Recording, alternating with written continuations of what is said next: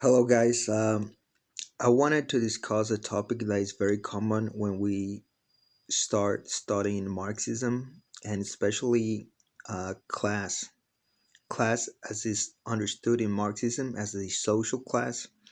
A lot of the questions that people beginning to understand Marxism or study Marxism have usually are related to things like in communism, what will happen with X or stuff like that.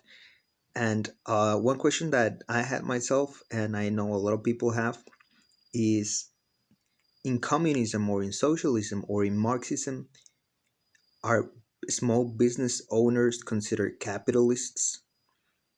So when I Google these questions, I find a lot of answers, but not none of them I think give a really good explanation of what is considered a capitalist in Marxist theory and what is actually considered a small business and what's the difference. For example, a lot of people ask this question: if a man has a small business where he is the only employee, or if he is self employed, does that make him a capitalist? For example, a freelance writer or a subsistence farmer that only produces enough to feed himself or his family, or a subsistence farmer that makes a little income on top of feeding himself and his family. Is there an income threshold that makes them a capitalist? So before I answer this, I just want to go through the answers that I find on this forum. It's a Stacks Exchange for Economists, I think. So it says here, from a historical perspective, as long as there's private property and you're producing goods or services for profit, then you are a capitalist. Uh, well, this first sentence is not correct. Uh, w- the fact that you're producing goods or services does not make you a capitalist. Workers under capitalism produce all goods and all services, and that does not make them capitalists.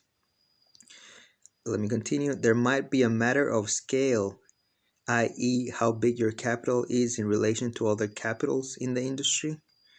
But as long as the motive is profit seeking, that you're a capitalist. I don't think this is correct. This is probably answered by someone who doesn't have a firm grasp of Marxist theory. What really defines what class you belong to, either capitalist or working class, is not the type of work you do. It's not the reason of your job. It's simply your relation to the means of production. The means of production, as in factories, land, heavy machinery, like industrial grade machinery, stuff like that. So, for example, um, if you're a, let's see, what was the example here, small business owner, and you don't have any employees, does that make you a capitalist? Like if you're a small shop owner that sells, I don't know, that repairs microwaves or sells parts for refrigerators, does that make you a capitalist just because you own a shop and you work there yourself? No. If you own a shop, you rent a property or own a property and you work there yourself, that does not make you a capitalist. That just makes you a worker. That is called a small business owner, petit bourgeois, or even if what you're doing is a service like, I don't know, uh, fixing shoes by hand, like in the old days. Those type of jobs still exist in third world countries like mine. So all of that doesn't make you a capitalist. That can make you a small business owner, which basically self exploits and lives by exchanges good of services, but he cannot grow his business. If your business has only one employee, it will never grow. So as soon as your business grows, uh, you have a higher demand of orders, then you'll need to hire someone. And at that moment, you're considered a small business owner who is exploiting labor. Not always profitable. That's why most small businesses go under in a few years. But anyway, that doesn't matter. If you have an employee, you are a small business owner. you're not a capitalist in the sense of an important part of the capitalist class, but you're still a part of the capitalist class, specifically a small bourgeois or a petite bourgeois. So you're a small capitalist, basically. I remember very distinctly a speech by Stalin where he was explaining some concepts of Marxist dialectics, and Stalin himself remembered his own personal story, and he mentioned that his father was a cobbler. A cobbler is, for those who don't whose language is not English, a cobbler is a person who makes shoes by hand. So Stalin's father was a shoemaker in the old days. We're talking about 1800s, or maybe beginning of 1900s. I don't remember, but he was a cobbler. He made shoes by hand. This art is called, I'm not sure in English it's called artisanal, or this kind of very rough old way of making something, like when you make something with tools and your hands, like it's not made in a factory. All those types of inefficient labor, that type of labor can never grow in scale because the technology or the tools used to make it are very are not on par with the industrial uh, development of society. So this type of people, usually cobblers, fishermen, people I don't know who sell their stuff on Etsy, all these people, they're not capitalists. They're just creating a good and selling it, and the amount of money they will make will basically, if they can live off of that, will be the amount of money that is just enough to keep them alive and making another shoe or another collar or whatever they do, or another purse. So these people, they have a subsistence way of living. Their way of making things is not industrial. They do not own factories. They just own the tools that they use, and they're not capitalists. But Stalin himself remembered that his father was a cobbler and he had a apprentice. And Stalin himself referred to his father as an exploiter because he had one apprentice. This man was a cobbler, barely making a living. His apprentice probably was barely making a living himself. He wasn't getting rich. But Stalin himself called his own father a exploitator. And that is very, very interesting because in that sense, it's not the scale of the exploitation that matters, it's simply the act of exploitation. So if Stalin considered his father having one apprentice as an exploitator, then I also agree that any small business with any number of employees, even if they're just making enough to live by, they're basically extracting surplus value from someone if they have employees, and thus they are small bourgeois or small capitalists. Now, the question of the subsistence farmer is basically the same as of any person that makes a good with their own hands and sells it. No, they're not exploiting anyone. They're not capitalists. They're just exactly subsistence farmer. They fall under the mode of production that is called, sorry for the English word, but artisanal, that which is made with your own hands with, you know, antiquated tools, and it's just for subsistence. This mode of production, because of its own limitations in the way it is made, it will never grow. A person who makes shoes by hand can never grow their business. It's too slow to make enough pair of shoes to actually be sold in an efficient way. And if they're like really fancy, the best shoes a person can make by hand with the best materials, that still takes a lot of time to do by hand, a lot of personal skill that is not transferable. It's not like the shoes you make with machines or in factories where you have, I don't know, 1,000 Indian kids making shoes for Nike or something like that, which you can sell. You can produce at $5 in India and sell at $500 in America. So this type of business, small scale subsistence businesses, they're not capitalist if they don't have any employees. And even if they have a couple of employees, they'll never outgrow their own limits. According to the Marxist analysis, small business owners will will be erased by capitalism. The big capitalists will take bigger and bigger market shares, and it will dominate the market. and the small business owner cannot compete against the monopolies, which is exactly a case in the bigger countries. Small business owners have a very, very hard time even just surviving, competing against Walmart or Amazon, and the trend will just keep increasing. So, big capitalists will take care of eliminating small businesses. There will, in the future, there will be a very, very reduced number of small businesses. They run a lot of risk of being eliminated and just joining the working class. So for the small business owner, what he fears the most is to actually have to join the working class, being just another worker, expendable, living with uncertainty like most workers live. Uh, if they get fired, what will they do? How will they survive? So the working class is the class that is most oppressed under capitalism, but there are intermediate class between the two.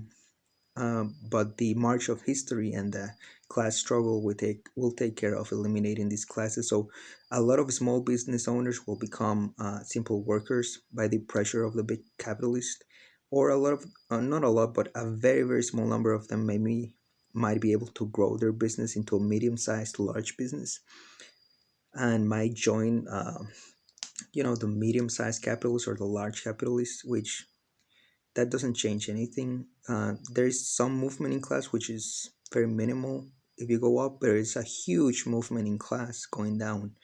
Most small business owners will end up as workers, and most workers, a lot of the time, end up homeless and on the streets. So we have a higher chance to live on the streets than to become millionaires. But my question was about small business owners. Now, another important question is, if I am a small business owner, have one or two employees, am I an exploiter? Well, in the strict economic sense of the word, yes, you're subtracting labor and surplus value. Does that change anything on the system? No, because Marxism is not the question about what I as an individual choose to do, but it's an analysis of the whole systems of society. So capitalism will exist whether you're a small business owner or whether you're a worker. If you're a small business owner, with time, you or your children or whoever will most likely end up as a worker because you will not be able to compete with the big businesses. So you need to understand this. Um, so being a small business owner doesn't make you inherently good or bad or evil. It's just a class you belong to. Now, being aware of Marxism and how Marxism works, should you be a business owner? Well, that's interesting. If we take the case of Engels, for example, he worked at his father's um, textile factories for most of his life. I think he didn't enjoy that job at all. He didn't enjoy doing it. I think he felt that it was more of an obligation to kind of have enough money for himself and to help Marx. But at the same time, he also went to high class parties. He had a lot of aristocratic friends, and he enjoyed a lot of the benefits that come with being a big capitalist. In the but in that sense, I don't can't think of anyone that has contributed more to the struggle and the liberation of the proletariat than Frederick Engels, even if he was the owner of a textile factory. If he just shut down the factory and gave everything to his employees, that would have not changed capitalism one bit. That actually would have hurt capitalism because the actual money that he had, he's used some of that money to have enough leisure time to write his own books. And Engels is a great uh, theoretician of capitalism, and he helped Marx, which is the founder of Marxism. Um, so I think that money that they had and the way they used it, even if it was money extracted from workers, it was used to further the cause of the workers themselves. So thanks to Marx and Engels that we are able to have the theories to understand capitalism and how to bring it down. So, if we had to use that money from the workers, I think that's the best use anyone could have given to that money. Now, you in your personal life, if you have the choice to be a worker or a small business owner, I would say a lot of the small business owner promises and myths are just simple lies. If you're a worker starting your own small business, the more you will get out of it will be a lot of work, and very, a side income at best. Um, if you manage to make it a little bit big, you manage to establish your own business, have a couple of employees, you're still not going to make it big, and you still run a high risk of going broke. So I would say the whole myth of being a small business owner is a myth. It's a fake promise, and in with enough long with long enough time, the pressure of the big businesses will just drive you out of the capitalist market. So being a small business owner, to me, it's not inherently evil if you are class conscious, if you understand capitalism, but it's not something that you can actually maintain long term due to the way capitalism works. And in the factual way, you are actually extracting surplus from other workers. So that's not ideal, because we as Marxists consider the extraction of surplus value a necessity of the capitalist system, and we understand it scientifically. So we we know it's bad, but we know it's bad not for feelings, because our feelings tells us it's bad. That too, they tell. Obviously, we know exploitation is bad, but also the scientific reason of how exploitation is extracted and how capital can accumulate explains to us that exploitation is not something that is sustainable. Uh, Class antagonisms in the working environments, just heightened tensions between employees and employers, and this whole kind of situation. My own personal view is that it's if you're a small capitalist just trying to get by, that's what you got from the system. Um, but if you have the choice and you can live a decent life without having to own a small business, I would say it will save you a lot of trouble, a lot of grief, because in the long run, your business is doomed to fail. And that's not what the capitalist media tells you. They're really stupid, and they really promote the entrepreneurship mindset, which is a lot of crap. People selling you books on how to be a millionaire. The only way to be a millionaire is to sell somebody a book on how to be a millionaire. So don't fall into that trap. You're a worker, you're closest to being homeless and you're to being rich. Be proud that you're a worker, because it's in the hands of not you as an individual, but on the whole working class as a class. The future is on our hands, and the revolution will come if we organize, if we have class consciousness, if we study Marxism. So, business owner all over the world suffer a little, workers suffer a lot, capitalists don't suffer at all. A lot of business owners will become workers, a very, very, very small percentage will become capitalists. And the class struggle will continue, because the main class struggle is between workers and capitalists. And these in between small subgroups will vanish once the class struggle heightens and the economic development of capitalism reaches a certain point. So it's just a matter of time, basically, if you can live your long enough to maintain your small capitalist or personal subsistence way of living, which, if you only care for yourself, only for your own survival, yeah, fine, have your own farm, live under very strict conditions that in which you spend very little and live off the fruit of your own personal labor. But that will not further the cause of the working class. The cause of the working class can only be furthered by organizing the masses, by joining socially conscious political groups, Marxist Leninist groups, by joining working class movements, by working in the unions, by taking class consciousness. So that's my take on small businesses and Marxism. Thanks, guys.